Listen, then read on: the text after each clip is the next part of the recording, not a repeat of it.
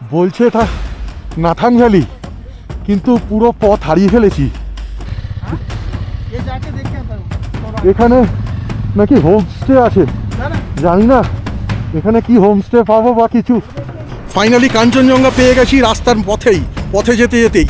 এই দেখো কাঞ্চনজঙ্ঘা, ব্যাপক দারুণ লাগছে।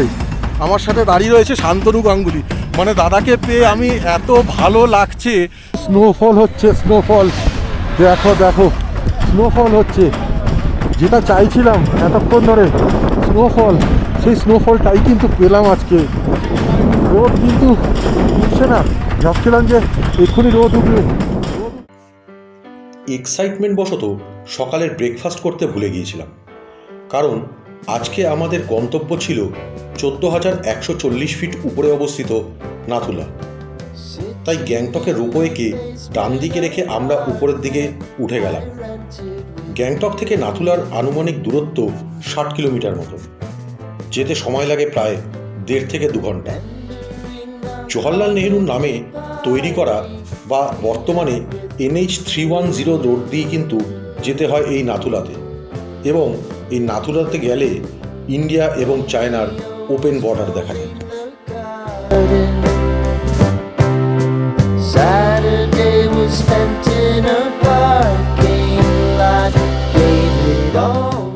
ছাঙ্গু নাথুলা বাবা মন্দির যেতে গেলে আমরা এখন যেই জায়গায় দাঁড়িয়ে রয়েছি, এই জায়গাটার নাম হচ্ছে 3 মাইল চেকপোস্ট।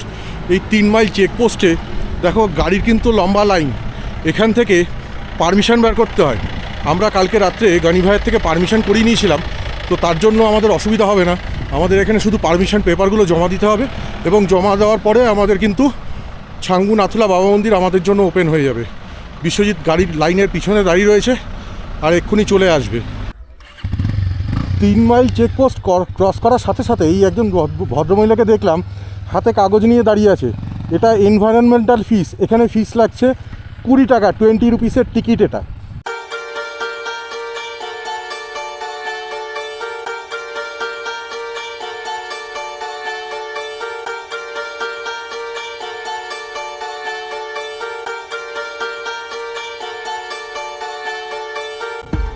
রাস্তাটা দেখো তোমরা, রাস্তাটা দেখো, ওই উপরে কিন্তু আমরা উঠবো, ওই যে উপরে। দারুণ অনবদ্য অভিজ্ঞতা, একটা দারুণ অভিজ্ঞতা নিয়ে আজকে কিন্তু এই ব্লগটা তৈরি হচ্ছে, এবং এই দারুণ অভিজ্ঞতা নিয়ে কিন্তু আজকে আমি বাড়ি ফিরবো। মানে সারা জীবনের মতো মনে থেকে যাবে এই ধরনের রাইড করা। এই দেখো গাড়িগুলো উঠছে, এইখান দিয়ে গাড়িগুলো উঠছে, গাড়িগুলো উঠে এই যে পতাকাগুলো দেখতে পাচ্ছ, পতাকাগুলো, এই পতাকাগুলোর ওখান দিয়ে কিন্তু গাড়িটা যাবে। আর এখানে সিনিক বিউটিতে মানে মাইন্ড ব্লোয়িং ছাড়া আর কিছু বলারই নেই, ভাষায় প্রকাশ করা যাবে না, এত সুন্দর লাগছে রাস্তাটা। কিছুক্ষণ আগে তোমাদের বলেছিলাম কাঞ্চনজঙ্ঘা দেখাবো, কাঞ্চনজঙ্ঘা দেখাবো। ফাইনালি কাঞ্চনজঙ্ঘা পেয়ে গেছি রাস্তার পথে যেতে যেতেই। এই দেখো কাঞ্চনজঙ্ঘা, ব্যাপক দারুণ লাগছে। চারদিকটা পুরো মেঘে ঢেকে গেছে, আর তোমরা কিন্তু দেখতে পাচ্ছ আমার ভিডিওর মাধ্যমে কাঞ্চনজঙ্ঘাকে। সত্যি অসাধারণ, অসাধারণ। এখানে প্রচুর মানুষ কাঞ্চনজঙ্ঘাকে দেখতে কিন্তু গাড়ি দাঁড় করিয়েছে, আমরাও নেমে পড়েছি। বিশ্বজিৎ ভিডিও করছে। এখানে কিন্তু দারুণ ঠান্ডা, দারুণ ঠান্ডা, ব্যাপক এনজয়মেন্ট হচ্ছে। উপর দিয়ে উঠে যেতে হবে আমাদের। এই দেখো কাঞ্চনজঙ্ঘা, ও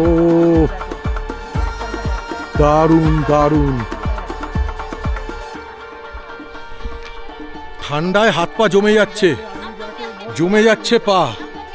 পিছনে কাঞ্চনজঙ্ঘাকে দেখে খেতে দাঁড়িয়েছি চা। ঠান্ডা মানে ব্যাপক ঠান্ডা, এখানে হাতগুলো পুরো শুকিয়ে জমে যাচ্ছে। গ্লাভস পরিনি এখনো, গ্লাভস এখনো ব্যাগের ভেতরেই রয়েছে, কিন্তু তাও এই ঠান্ডার অনুভূতিটাকে আর একটু বেশি করে ফিল করার জন্য নেমে দাঁড়িয়েছি। একটু চা খাবো, তারপর আবার এখান থেকে যাব। আর ততক্ষণ কাঞ্চনজঙ্ঘা ওদিকে মেঘে ঢেকে যাচ্ছে, তাই জন্য আরেকবার একটু দেখে নিই শেষবারের মতো কাঞ্চনজঙ্ঘাকে।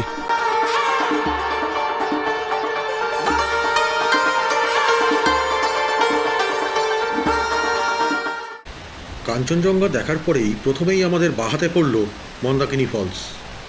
এই যে উপর থেকে ঝর্ণাটা চলে আসছে, এটার নাম হচ্ছে মন্দাকিনী ফলস। গ্যাংটক থেকে যখন বেরিয়েছিলাম তখন বাজছিল ঘড়িতে 8টা, আর আমরা এখন 12,200 ফিট উপরে রয়েছি, যেখানে ছাঙ্গু লেক রয়েছে তার ঠিক কিছুটা আগে, মিনিট 5 থেকে 10 মিনিট, ছুপসু জায়গাটার নাম, ছুপসু। তো এই জায়গাতে এসে দাঁড়িয়েছি একটু ম্যাগি খাওয়ার জন্য। বাইরের ওয়েদার তো মানে মারাত্মক ঠান্ডা হাওয়া দিচ্ছে আর বরফ পড়ছে, আর এখানে দাদা আমাদের জন্য ম্যাগি বানাচ্ছে, স্পেশাল ম্যাগি।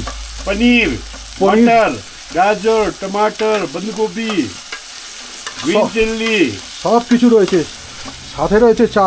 चाय बना के उबाल रहा है अच्छा से। সকালবেলায় কিছু খেয়ে বেরোতে পারিনি, তাই জন্য প্রচণ্ড খিদে পেয়েও গেছে। তো এখানে এসছি, এখানে এলে একটু এখানকার খাবার তো খেতেই হবে। আর বাইরের ওয়েদারটা একবার দেখাচ্ছি তোমাদের, ঠান্ডা মানে জমে যাওয়ার মতো ঠান্ডা, মুখ দিয়ে ধোঁয়া বেরোচ্ছে, মানে সত্যিই ঠান্ডা আছে। আর হাত ফাতগুলো তো মানে এই দেখো ঠান্ডা হয়ে যাচ্ছে, এই দেখো মুখ দিয়ে ধোঁয়া বেরোচ্ছে। আর এখানে কিন্তু ভিড় আছে, আজকে কিন্তু ভিড় আছে এখানে, সবাই কিন্তু ছাঙ্গুর দিকে যাচ্ছে। যা ঠান্ডা, মানে ভয়ঙ্কর লেভেলের ঠান্ডা। ম্যাগি এখানে 60 টাকা, সত্যি মানে সস্তাই বলা যায়, খুব বেশি দাম কিন্তু না, অনেক কিছু দিয়েছে ম্যাগিতে। আর ম্যাগির যে প্লেটটার মধ্যে দিয়েছে ওটাও কিন্তু বেশ বড়। বিশু টেস্ট কিরকম হয়েছে, একটু টেস্টটা বলো। অসাধারণ অসাধারণ টেস্ট নিয়ে কোনো কথা হবে না, একদম অ্যাকুরেট যেরকম আমরা ওখানে খাই বড় বড় দোকানে, একদম সেম টেস্ট, শুধু এখানে কোনো বড় রেস্টুরেন্টের থেকে কম নয়। শুধু এখানে একটা জিনিস বেটার দিয়েছে, সেটা হচ্ছে অনেক সবজি দিয়েছে। কিন্তু এই সবজি দিয়ে এত 12,200 ফিট উপরে ম্যাগি খাওয়া মানে আনপ্যারালাল। পুরো চারদিকে মুখ দিয়ে এত ধোঁয়া বেরোচ্ছে, তোমরা বুঝতেই পারছো যে এখানে ঠান্ডাটা কীরকম। বাইরে কিন্তু একদম ছোটো ছোটো বরফ পড়ছে, যদিও সেটা ক্যামেরায় ধরা পড়বে না, কিন্তু তাও অভিজ্ঞতা মাইন্ড ব্লোয়িং, শেয়ার করব। দেখো, যদি ভালো লাগে তাহলে একটা থামস আপ দিয়ে দিও, আর যদি মনে হয় একটু বেশি কিছু বলবো তাহলে অন্তত দয়া করে একটু কমেন্টে সামান্য কিছু লিখে দিও, তাতেই আমি খুশি।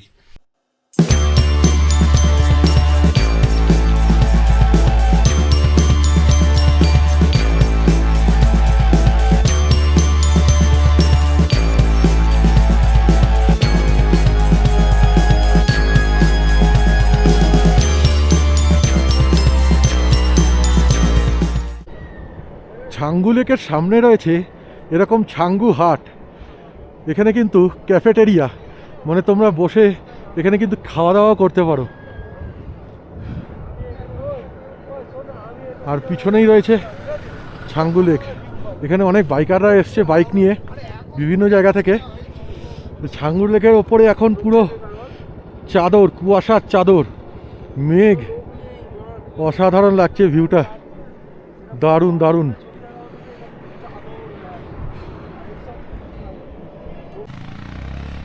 তো দাঁড়িয়ে আছি ইন্ডিয়ার হায়েস্ট অল্টিটিউড প্যাসেঞ্জার রোপওয়ের সামনে। তার সামনে রয়েছে ছাঙ্গু লেক। আর এখান থেকে যে রোপওয়েটা রয়েছে, রোপওয়েটা এখান থেকে উঠতে হয়। আজকে যেহেতু এখানে প্রচণ্ড মেঘ, কুয়াশা রয়েছে ভরা, এখান থেকে কাঞ্চনজঙ্ঘা দেখা যাবে না, তাই 360 টাকা দিয়ে টিকিট না কেটে আমরা এখান থেকে বেরিয়ে যাব। স্বাগত জানানোর জন্য দাঁড়িয়ে রয়েছে আমাদের ইয়াক, খুব সুন্দরভাবে সাজিয়ে রেখেছে ইয়াকগুলোকে, এই দেখো। আর ঝুরঝুর ঝুরঝুর বরফও পড়ছে কিন্তু, এই দেখো কি সুন্দরভাবে সাজিয়ে রেখেছে কিন্তু এরা ইয়াকগুলোকে। শিঙে সুন্দরভাবে এরা মাফলার জড়িয়ে রেখেছে শিংগুলোকে, অসাধারণ লাগছে। আর এই হচ্ছে ছাঙ্গু লেক। ছাঙ্গু লেকে এখনও বরফ জমেনি, কিন্তু কিছুদিনের মধ্যেই এখানে বরফ পড়া শুরু হয়ে যাবে। যদিও আজকে আমি বরফ পাচ্ছি অল্প অল্প, জানি না তোমরা ভিডিওর মধ্যে কতটা বরফ দেখতে পাচ্ছ, মানে স্নোফল কতটা দেখতে পাচ্ছ, কিন্তু এই জায়গাটা তো মানে একদম মাইন্ড ব্লোয়িং জায়গা। এইখানে গাড়ি পার্কিংয়ের স্পেস রয়েছে, মিলিটারি ট্রাক যাচ্ছে, কারণ সামনেই ইন্ডিয়া আর চীনের বর্ডার রয়েছে। ওইখান থেকে পুরো মেঘে ঢেকে গেছে। আর এই হচ্ছে রোপওয়ে। রোপওয়ের এইখান থেকে পুরো একদম উপরে, ওই টাওয়ার থেকে আরও উপরের দিকে চলে যায়। এখান থেকে পুরো কাঞ্চনজঙ্ঘার ভিউটা কিন্তু এদিকে অসাধারণ সুন্দর লাগে দেখতে। অ্যাডভেঞ্চার যে এরকম হতে পারে তা আমার কোশমিনকালেও ধারণা ছিল না। ছাঙ্গু লেক দেখার পর আমরা যখন নাথুলার দিকে যাচ্ছিলাম তখনই এলো কুয়াশা ঘেরা রাস্তা। ভিজিবিলিটি প্রায় একদম নেই বললেই চলে। এদিকে ফগ ল্যাম্প জ্বালিয়ে যে গাড়ি চালাবে তারও কোনো জো নেই। তাই এই কঠিন পরিস্থিতির মধ্যে দিয়েও আমরা বাধ্য হয়ে ধীরে ধীরে নাথুলার দিকে অগ্রসর হলাম, যা ছিল সমুদ্রপৃষ্ঠ থেকে প্রায় 14,000 ফিট উপরে।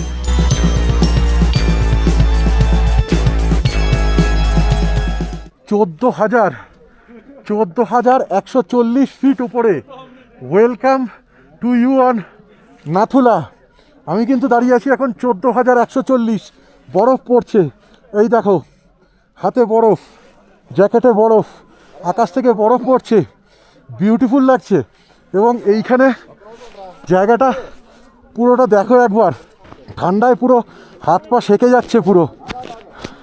তাও দেখানোর চেষ্টা করছি একবার কি অবস্থা। এখানে ভিউটা দেখো, পুরো মেঘ, আর এই মেঘের মধ্যে দিয়ে কিন্তু বাইক চালিয়ে এসছি। চারদিকে এত অন্ধকার, এত ধোঁয়া, এত মেঘ, এই মেঘের মধ্যে দিয়ে বাইক চালিয়ে আসতে কিন্তু একদম অ্যাপ্রক্সিমেট হিসাবে বাইক চালাচ্ছিলাম, মানে কোনো রকম সাহায্য ছাড়া। এই রকম ভিউ যে পাবো এটা মানে আনপ্যারালাল। আমি পরেছি শুধু একটা জ্যাকেট, আর ভেতরে কিন্তু শুধু রয়েছে একটা টি শার্ট, আর কিন্তু কিছু নেই, আর শুধু হাতে গ্লাভস রয়েছে।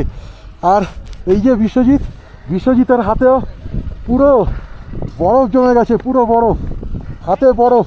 কলকাতা থেকে আসার সময় আমার অনেক বন্ধু বান্ধবরা বলছিল বরফ পাবি না। আমি কিন্তু আশা ছাড়িনি, স্নোফল কিন্তু হচ্ছে। তার সব থেকে বড় উদাহরণ হচ্ছে হেলমেটে এই যে পড়ে রয়েছে, দেখো গুঁড়ো উঠছে, দেখতেই পাবে। এই দেখো, দারুণ লাগছে, একটা অসাধারণ ভিউ, একটা অসাধারণ অনুভূতি। এই দেখো হাতে বরফ লেগে রয়েছে। এখানে মোটামুটি টেম্পারেচারের কথা যদি বলি -5-এর কাছাকাছি এখনো রয়েছে, যদিও বরফটা এই দেখো তারা হাত নাড়াচ্ছে এখান থেকে। হ্যাঁ, এখানে -5, আরও ঠান্ডা নামবে, রাত্রে আরও ঠান্ডা নামবে, সকালে কিন্তু আরও ঠান্ডা বাড়বে। যদি ওয়েদার ক্লিয়ার পাই তোমাদের কাঞ্চনজঙ্ঘা এমনভাবে দেখাবো, সত্যি মানে মন ভরে যাবে। হাই স্নোফল হচ্ছে, দেখো স্নোফল হচ্ছে, যেটা চাইছিলাম এতক্ষণ ধরে স্নোফল, সেই স্নোফলটাই কিন্তু পেলাম আজকে। রোদ কিন্তু উঠছে না, ভাবছিলাম যে এক্ষুনি রোদ উঠছে না, স্নোফল হচ্ছে। এই দেখো ক্যামেরাতে চলে আসছে স্নো। বিশ্বজিৎটা খুব আনন্দ, খুব মজা। কিছুক্ষণ আগে আবার বিশ্বজিতের শরীর খারাপ হয়েছিল এবং ওকে কোটপুট টানতে বললাম, ও এখন কোটপুট টেনে তারপরে এসছে। তো একটা জিনিসই মনে হচ্ছে, এখনও কিন্তু বুড়ো হয়নি, এখনও রক্ত কিন্তু গরম রয়েছে, গরম রক্ত আছে। কেমন লাগছে তোমাদের ভিডিওটা প্লিজ একটু কমেন্ট করে জানিও। ইন্ডিয়া আর চায়নার বর্ডার ওয়ার্ল্ডের সব থেকে ওপেন জায়গা। এইদিকে চায়না বর্ডার, পুরোটাই চায়না বর্ডার। এখানে এখন রোদ উঠছে, আর এই জায়গাটা কিন্তু ফটোগ্রাফি বন্ধ। এই যে দেখতে পাচ্ছ, এটা হচ্ছে চায়নার পুরো বর্ডার, এদিক দিয়ে পুরো চায়না, আর ঠিক তার উল্টো দিকে এদিকে হচ্ছে পুরোটাই ইন্ডিয়া, এদিকে হচ্ছে আমাদের ভারতবর্ষ। এই জায়গায় একটু হাই অল্টিটিউডের জন্য হয়তো অনেকের শ্বাসকষ্ট হতে পারে, তার জন্য কিন্তু কোটপুট সাথে রাখবে। যদি পারো খোকা 30, যদি খোকা 30 পাও, হোমিওপ্যাথি ওষুধের দোকানে গিয়ে বলবে খোকা 30, যাদের শ্বাসকষ্ট আছে। আর যারা হাঁটুর সমস্যায় ভুগছ তারা কিন্তু অবশ্যই ডাক্তার দেখিয়ে তারপর এখানে আসবে। সাথে তোমাদের দু একটা ইনফরমেশান আরও শেয়ার করে দিই, যে এখানে আসলে কিন্তু চকলেট, ক্যাডবেরি, কাজু, এই ধরনের ড্রাই ফ্রুটস কিছু রাখবে, যেগুলো তোমাদের অনেক বেশি এনার্জি দেবে। আমার এই মুহূর্তে অত অসুবিধা হচ্ছে না, যদিও ধীরে ধীরে সূর্য দেবতা আমাদের ওপরে প্রশমিত হচ্ছে। উপরে দেখতে পাচ্ছ সূর্য রয়েছে, কিন্তু তাও চারদিকটা কিন্তু ঢেকে রয়েছে। আর এই দিকটা দেখো, এই দিকটা কিন্তু আমাদের ইন্ডিয়া। কি সুন্দর লাগছে ভাই, এই জিনিস চোখে না দেখলে ক্যামেরা দিয়ে বোঝানো সবসময় সম্ভব হয় না। অসাধারণ অভিজ্ঞতা, অসাধারণ। এখান থেকে সবাই নেমে যাচ্ছে, আর এখানে কিন্তু রয়েছে লম্বা গাড়ির লাইন। লম্বা গাড়ির লাইন। ইন্ডিয়ার খুব সুন্দর অনবদ্য। বিশ্বজিৎকে অসংখ্য ধন্যবাদ আমাকে এই ট্রিপটা গিফট করার জন্য। আর আমাদের আজকের ট্রিপ কিন্তু সত্যি সাকসেসফুল হতে চলেছে। আবার ওয়েদার কিন্তু ধীরে ধীরে ধীরে ধীরে ক্লিয়ার হচ্ছে। বিশ্বজিৎ এতক্ষণ যা বাইক চালিয়েছে, সিরিয়াস বলছি, আমি হলে এই বাইক পারতাম না চালাতে। পুরো অ্যাজামশন বেসিসে বাইক চালানো যাকে বলে, সামনে কিছুই দেখতে পাচ্ছিলাম না। সেই ভিডিও কিন্তু তোমাদের আমি দেখাবো, স্কিপ না করে ভিডিওটা পুরো দেখো। Like and subscribe please please please please please. ভাই চলে এসছি এখন এলিফ্যান্ট লেকের কাছে। দেখো মুষলধারে বরফ পড়ছে। জানি না ভিডিওতে দেখা যাচ্ছে কি না, কিন্তু বরফ তো পড়ছেই। এই দেখো আমার হাতে বরফ পড়ছে, দেখো ঝুরঝুর ঝুরঝুর করে। আর আমার সামনে রয়েছে এলিফ্যান্টা লেক। এই এলিফ্যান্টা লেকে জল কিন্তু এখানে একদম কম, কিন্তু ওদিকে বরফ কিন্তু প্রচুর পড়ছে। যদি বরফ আজকে কিন্তু -5 টেম্পারেচার। এই দেখো বরফ, এই দেখো বরফ, বরফ কিন্তু পড়তেই আছে। যার জন্য আমাদের এখান থেকে একটু তাড়াতাড়ি বেরিয়ে যেতে হবে। ওল্ড বাবা মন্দির থেকে নিউ বাবা মন্দিরের দূরত্বটা খুব সামান্যই। রাস্তার পথে যেতে পড়বে এই বিশাল আকৃতির শিব মন্দির। আবহাওয়া খারাপ থাকার দরুন আমরা সেখানে ভিজিট করিনি।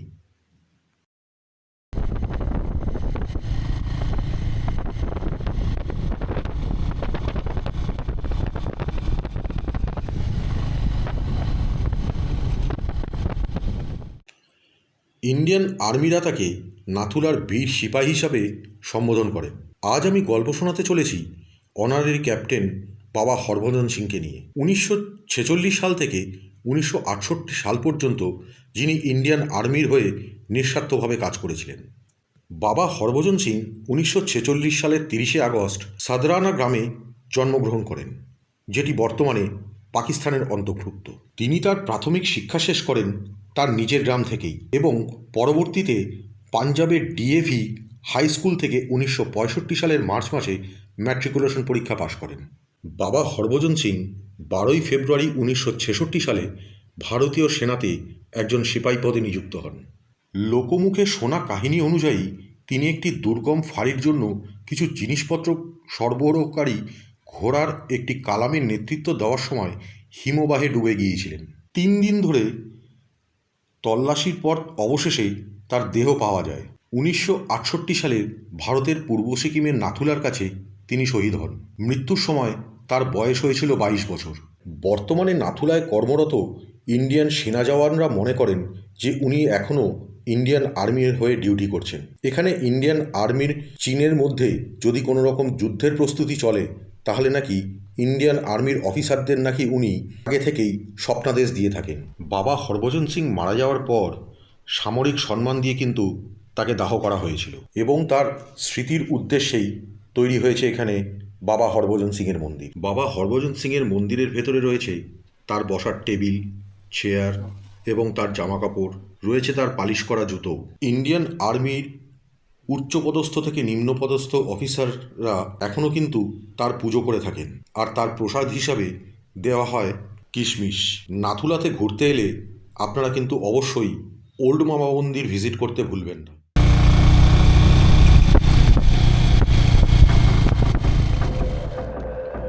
ওল্ড বাবা মন্দির থেকে বেরোনোর পর আমাদের পরবর্তী গন্তব্য ছিল নাথাং ভ্যালি, কিন্তু কিছু দূর যাওয়ার পর কুয়াশা এবং তুষারপাতে রাস্তা অন্ধকারচ্ছন্ন হয়ে যায়। আর তোমরা তো জানোই পাহাড়ের রাস্তা জনমানবহীন হয়ে পড়ে এই ধরনের পরিস্থিতিতে। এদিকে রাস্তায় দেখা হয়ে যায় ভিন্ন রাজ্যের কিছু বাইকার বন্ধুদের সাথে এবং আমরা সমবেতভাবেই একত্রিত হয়ে হোমস্টে খুঁজতে থাকি।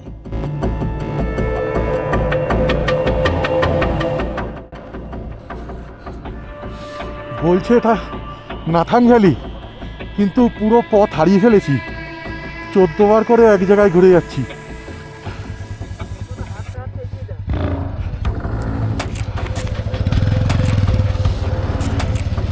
নাথাং ভ্যালিতে এসে যে এরকম একটা এক্সপিরিয়েন্স পাবো সেটা কিন্তু ভাবতে পারিনি।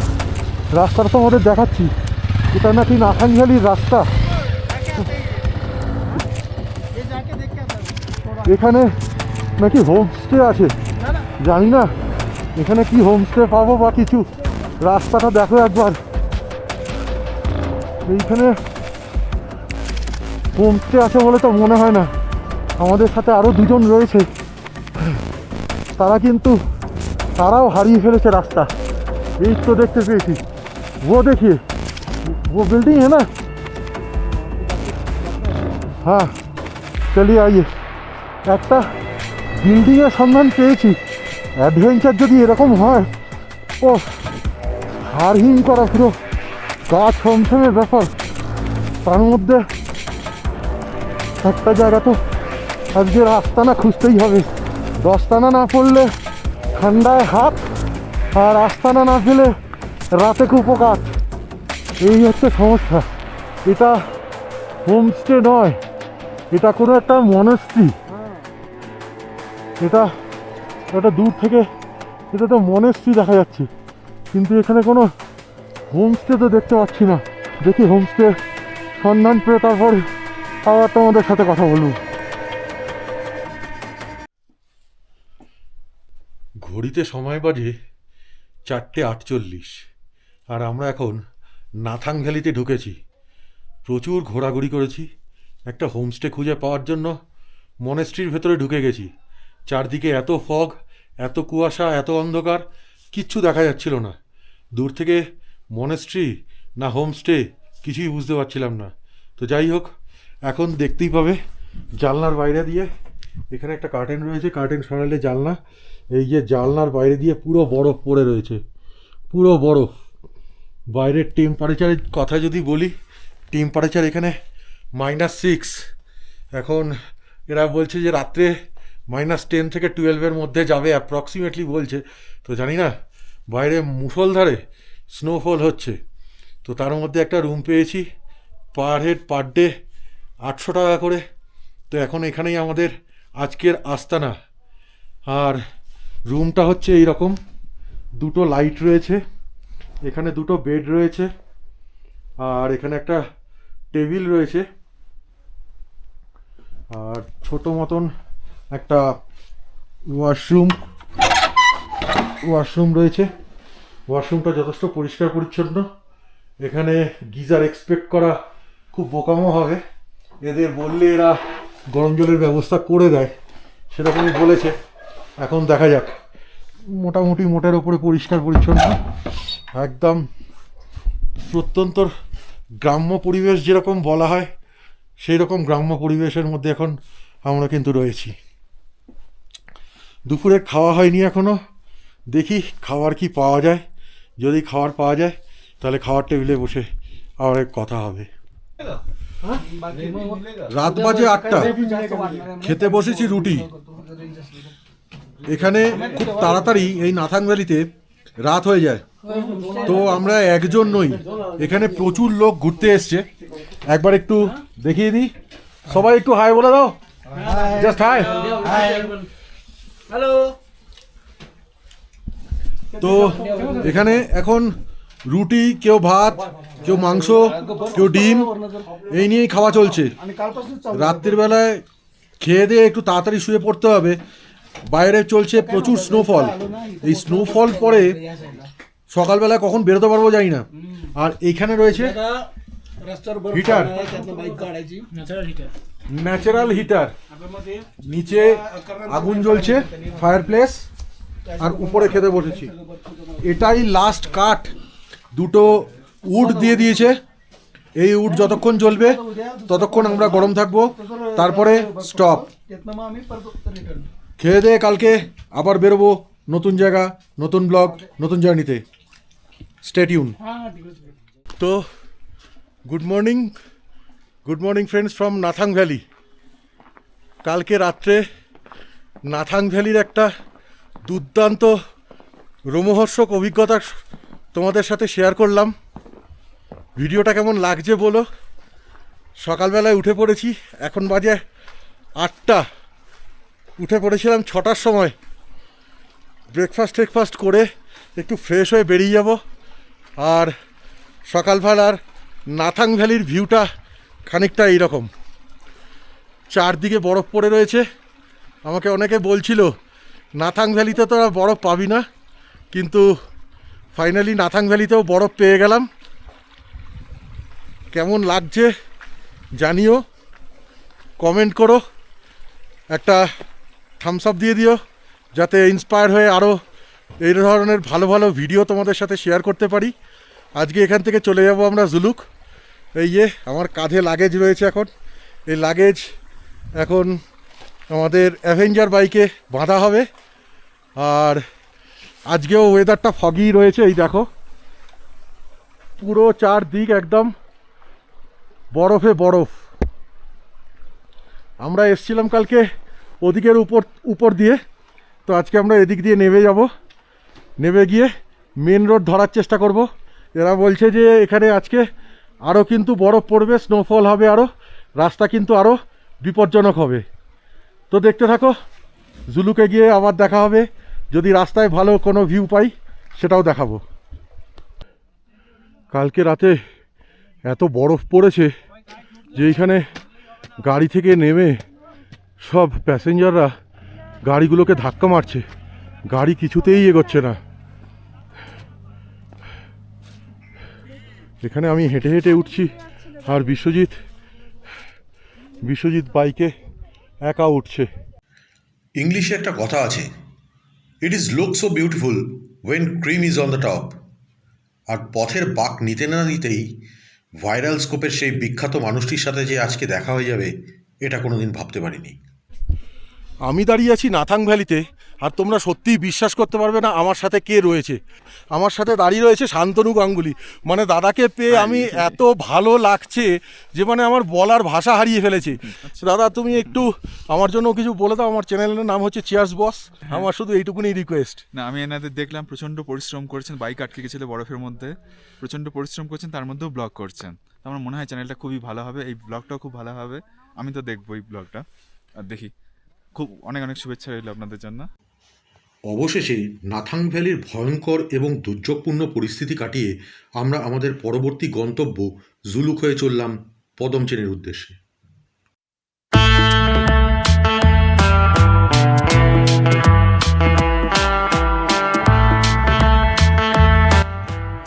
জুলুক হচ্ছে সিকিমের ছোট্ট পাহাড়ি একটি গ্রাম, যেখানে 32টি রোড হেয়ারপিন বা হেয়ার লাইন দেখা যায়।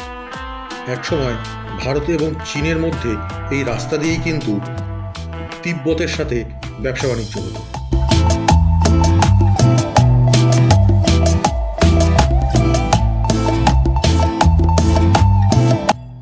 জুলুক থেকে নামার পথে পদমচেনের রাস্তা দেখলাম বীভৎস খারাপ, বিভিন্ন জায়গায় রোড কনস্ট্রাকশনের কাজ হচ্ছে।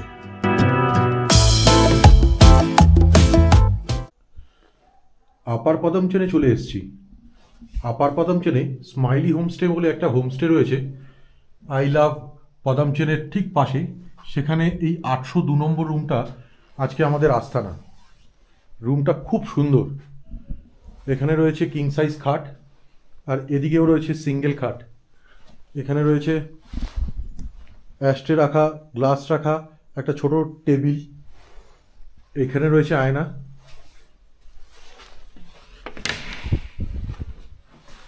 বাথরুম রয়েছে, গিজার রয়েছে, আয়না রয়েছে, রয়েছে বেসিন। সুন্দর হোমস্টেটা। আজকে রাতে আমরা পদমচেনেই থাকবো। আর এখান থেকে খুব সুন্দর একটা ভিউ পাওয়া যায়। পদমচেনের আজকে ওয়েদার কিন্তু খুব পরিষ্কার।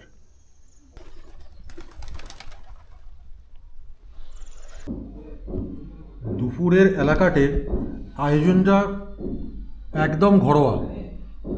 ভাত রয়েছে, আলু ভাজা রয়েছে, ডিম রয়েছে, ডাল রয়েছে, স্যালাড রয়েছে, আর বিভিন্ন ধরনের পাঁপড় রয়েছে। সুন্দর বন্দোবস্ত।